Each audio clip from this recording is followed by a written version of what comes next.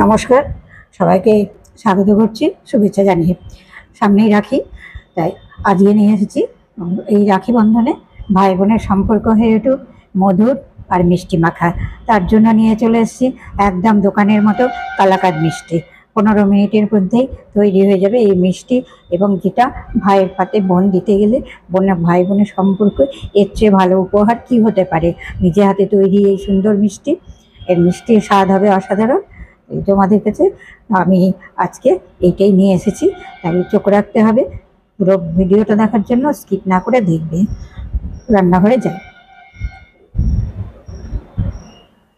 আর খেতে কিন্তু একদম অসাধারণ, দোকানের মতো পারফেক্ট মিষ্টি, একদম দোকানকেও হার মানাবে, এটাও বলতে পারি গ্যারেন্টি দিয়ে।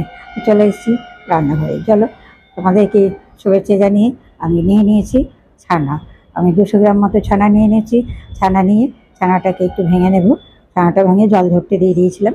জল ঝরানোই ছানাটা ব্যবহার করাটাই বেশি ভালো হবে, এটুকু তোমাদেরকে বলে রাখি। এবার চলে এসেছি, একটা প্যান বসিয়ে দিয়েছি গ্যাসের মধ্যে। সেই প্যানের মধ্যে দিয়ে দিচ্ছি প্রায় হাফ লিটার মতো দুধ। এই হাফ লিটার দুধ দিয়ে দিচ্ছি। আর দুধ দিয়ে দুধটাকে জাল দিয়ে একটু ঘন করতে হবে। আর একটু দুধ একটা বাটির মধ্যে নিয়ে নিচ্ছি। সেই দুধটা বাটির মধ্যে নিয়ে এর মধ্যে 100 থেকে 150 গ্রামের মতো গুঁড়ো দুধ গুলিয়ে নেব। গুলিয়ে নিব, একদম যদি প্যানের মধ্যে দিয়ে গোটা বেঁধে যেতে পারে, সেই কারণের জন্যে কিন্তু আমি এখানে গুলিয়ে নিচ্ছি আলাদা করে। আলাদা করে গুলিয়ে নিলে গোটা বাঁধার সম্ভাবনাটা থাকবে না, আর মিক্সিংটা খুব ভালো হবে, আর টেস্টটাও অসাধারণ হবে।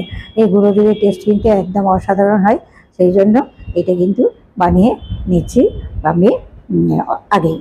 এবার ওদিকে আমার ছানাটাও ভেঙে নিয়েছি, আর এদিকে দুধটাও কিন্তু ফুটতে শুরু করে দিয়েছে ভালো মতো, এবং ফুটটা অনেকটা কমেও গেছে। আর এর মধ্যে গুঁড়ো দুধের মিশ্রণটা মিশিয়ে দিলাম। এবার নাড়তে থাকতে হবে, বেশ ঘন হয়ে আসবে। এর মধ্যে বিশেষ কিছু উপকরণ না, মাত্র 2-4টা উপকরণেই কিন্তু মিষ্টিটা তৈরি হয়ে যায়। এবার মিষ্টিটা তৈরি করবো, তার মধ্যে নিজের মতো পছন্দ মতো গার্নিশটা করতে পারবো। আর দুধ আমার অনেকটাই দেখো কমে এসেছে, ফুটতে ঘন হয়ে এসেছে, ঘন হয়ে এসেছে। এর মধ্যেই এবার আমি দিয়ে দেবো এলাচ গুঁড়ো। আমি কিন্তু এই এলাচ গুঁড়োটা অ্যামাজন থেকে অনলাইনে কিনেছি। বেশ ভালো জিনিসটা, একটু বাড়িতে করি তো একটু খসা খসা থেকে যায়, সেই কারণের জন্য একটা পারচেস করে নিয়েছি। আর আমি সাধারণত অ্যামাজন থেকেই পারচেস করি। নিয়ে নিলাম, দিয়ে দিলাম এলাচ গুঁড়ো। এলাচ গুঁড়ো সুন্দর একটা গন্ধ বেরিয়েছে, আর দুধটা অনেকটা ঘন হয়েছে। এইভাবে দুধটাকে ঘন করে নিতে হবে। এর মধ্যে তারপরে ছানার মিশ্রণটা মিশিয়ে দিতে হবে। ছানার মিশ্রণটা মিশিয়ে দিতে হবে, ছানার মিশ্রণটা মিশিয়ে দিয়ে নাড়তে থাকতে হবে বেশ, তাওয়া যেন ছেড়ে দেয় এরকম অবস্থা পর্যন্ত। এরকম অবস্থা পর্যন্ত রেখে ছাড়তে হবে, তার কারণ হচ্ছে যে ধরে না যায়, ধরা ধরা গন্ধ করবে। আর মিষ্টি যেহেতু গুঁড়ো দুধ দেওয়া আছে, সেই জন্য আমি কিন্তু খুব অল্প পরিমাণে চিনি দিলাম।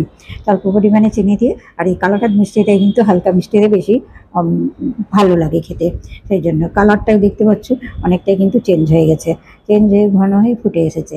এই এই এই মিষ্টিটি বলো তোমাদের কার কেমন লাগছে, কে বানিয়েছো আর কে কীভাবে বানিয়েছো সেটাও আমার সঙ্গে শেয়ার করো। আমারও তো কিছু শেখার থাকতে পারে তোমাদের কাছে, এটুকু তো বলাই বাহুল্য।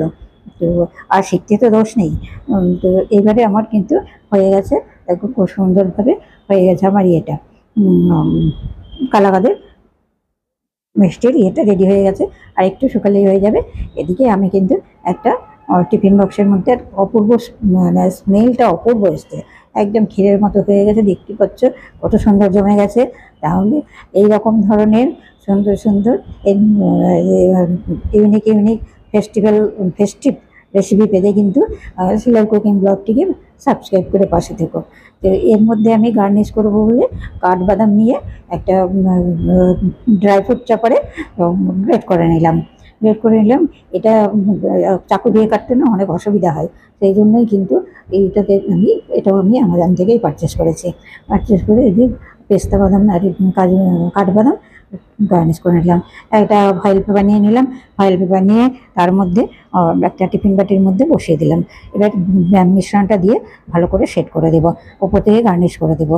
তাহলে বলো বন্ধুরা কত এই যদি রাখি বন্ধন উৎসবে যদি বোন ভাইকে এইভাবে নিজের হাতে তৈরি করা মিষ্টি খাওয়ায়, তাহলে ভাই বোনের সম্পর্কটা কত মিষ্টি মধুর হয়ে উঠতে পারে। তার চেয়ে বড় উপহার আর কিছু হতে পারে খাওয়ানো? যতই আমরা পয়সা দিয়ে দোকান থেকে কিনে খাওয়াই, হাতে বানানো খাওয়ানোর জিনিসের কিন্তু মূল্যটাই আলাদা। ভালো করে সেট করে দিলাম। আমি কিন্তু রাত্রের মতো ফ্রিজে রেখে দেবো। আমি রাত্রে আর রাত হয়ে গেছে, আমি আর বের করবো না। আমি সকালবেলা বের করবো। তো যাই হোক, এবার আমি ফ্রিজে রেখে দেবো। আগেই কেটে দিলাম, কেননা কাটার সময় পরে কাটতে গেলে অনেক সময় ভেঙে যেতে পারে, সেই জন্য। এবার পরের দিন আমি বের করে নিচ্ছি এই মিষ্টিটা। দেখো সুন্দর করে ফাইল পেপার থেকে বের করে নিয়ে টুকরো টুকরো করে কেটে নেব। তাহলে তোমাদের কি আর কেমন লাগলো? খেতে কিন্তু অসাধারণ হয়েছে। আমি নিজে খেয়ে দেখেছি, আমি কিন্তু একটু মুখে দিয়ে নিজেই দেখি, তো অসাধারণ হয়েছে খেতে। তোমরা যারা যারা ট্রাই করে দেখবে আমাকে জানাবে কমেন্ট করে। আর যদি আমার মিষ্টির রেসিপিটি ভালো লেগে থাকে তাহলে লাইক শেয়ার কমেন্ট করো, চ্যানেলটি সাবস্ক্রাইব করে পাশে থেকো। আর নতুন নতুন ফেস্টিভ রেসিপি, ইউনিক রেসিপি পেতে সিলের কুকিং ব্লগটিকে সাবস্ক্রাইব করে পাশে থেকো। এখানেই শেষ করছি, পরের ভিডিওতে দেখা হবে। নমস্কার, ধন্যবাদ, সুস্থ থাকো, ভালো থেকো।